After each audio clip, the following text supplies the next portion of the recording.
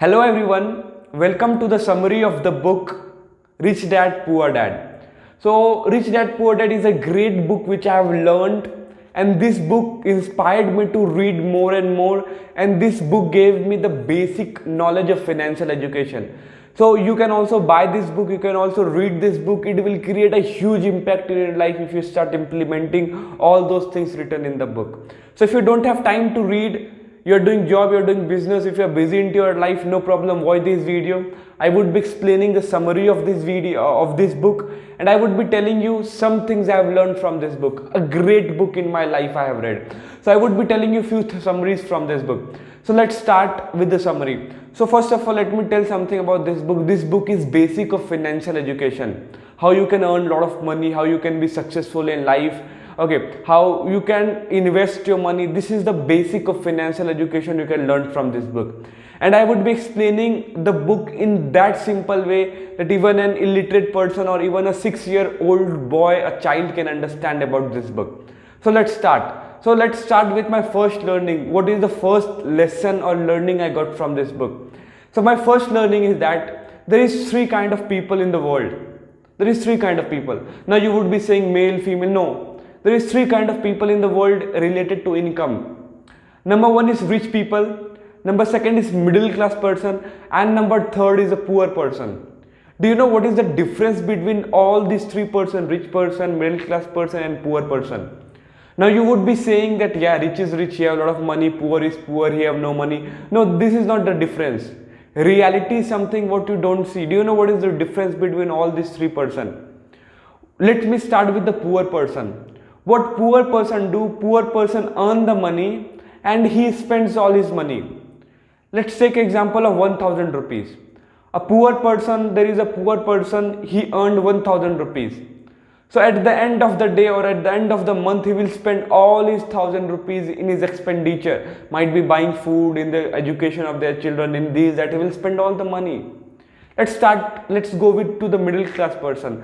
If a middle class person is earning 1000 rupees, he will spend 800 rupees and 200 rupees he will save. And he will, might be can save in the bank or he will do FD. So 8 to 900 rupees he will spend it, 100 rupees hardly he will save. And when he will save, he will keep the money.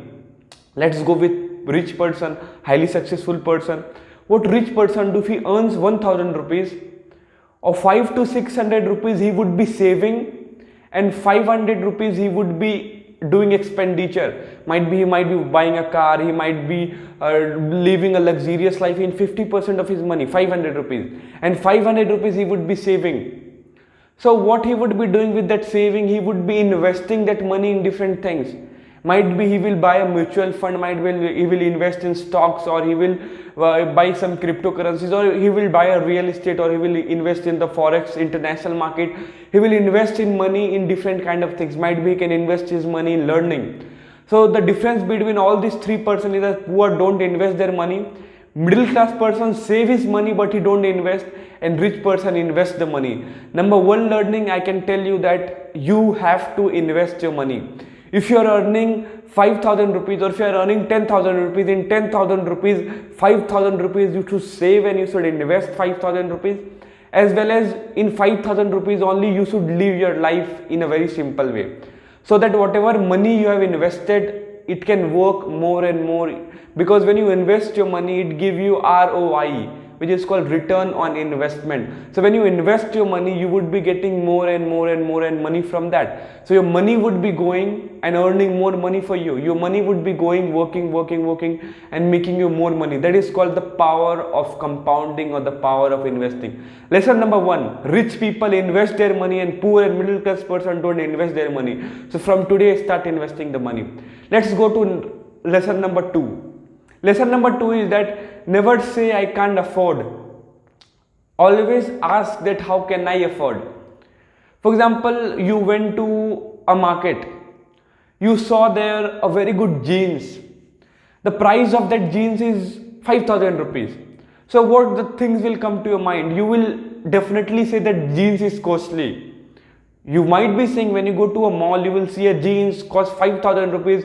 You would be saying, oh my god, the jeans is very costly. Do you know what is the reality? That jeans is not costly, you are earning less. So whenever you go to market and whenever you see something, don't think and don't say to yourself that how can I afford. Okay, say that how can I afford. Don't say that oh my god, it is very costly, I can't afford it. Because when you say I can't afford it, you will give a full stop, I can't afford it. And your mind doesn't think and work in that way. But when you say that how can I afford it, your mind gives you a question mark and you start thinking that how would I working more and more to buy that jeans. So never say I can't do it or I can't afford it. Always say how can I do it. Ask yourself a question so that you would get a right answer. Let's come to my learning number third. Learning number third is all about assets and liabilities. Two things are there, assets and liabilities. Try to understand, I am explaining in a very simple way. What is asset? Asset is something that adds value or that adds income to your pocket, that is called asset. And liabilities is something that take off money from your pocket. Okay, asset is something that add up value to your pocket and liabilities is something that take off values or that take off money from your pocket. Now tell me that you bought a car, is that asset or liability? So that car is both as well as asset or liabilities, because when you bought a car and you are using in the purpose of renting that car and you are earning money, that is called asset. But when you bought a car for your private use and you are hardly using that, that is called liability, because that car is not adding values and not making income for you. So understand what is asset and liabilities. Asset, you have to work on asset. Try to only focus on, spend time on something that will bring more and more money to your pocket, which is called assets. Next thing I have learned from this book is two things, which is called active income and passive income. Let us understand what is the meaning of active income and what is the meaning of passive income. Active income is something that if you are doing a work, you have to actively present there. If you are not actively present there, your work would not be done. That is called active income. And what is passive income? Passive income is that if you are doing a work in which you are actively not present there, still that work is done and you are earning money, which is called passive income. Let's take an example. You build a house, big house of 10 floors. Okay, and you have rented that house. Next month you are sleeping, you are in Dubai, you are sleeping in your house, you are taking rest, you are sick. No matter what, you would be getting rent of that house every month. That is called passive income. But whenever you are doing a job of 10, 20, 30, 40, 50,000 rupees, you have to go to office every day. If you don't go office any day, your boss will deduct your salary. So that is called active income and passive income. Okay, so you have to understand the meaning that if you generate a passive income, you can easily become rich, and you are working on active income, you will not become rich. Now let's come to the next concept. Next concept is that always work to learn, not to earn. Always work to learn, not to earn. First, keep on learning and remove L from that learning. What most person do, I see people working in MNC, working in corporates, working in different organization. What I see in them, that they're working for 10, 20, 30, 40, 50,000 rupees. They're only working for the money and they're only working for the salary. They're not working to learn. So in your life, if you want to become rich, if you want to live a normal life, you can work, no problem. You work, you get 10,000, 20,000 rupees, lead a simple life, no problem. But if you want to become rich, you have to learn in your work. Don't work for money. So that's why in the book it is written that don't work to earn, but work to learn. This is the most important things I have learned and that I implement in my life every day. Okay, that whatever you do in life, it can be anything. It can be anything, whatever you do in life, you should learn something out of it.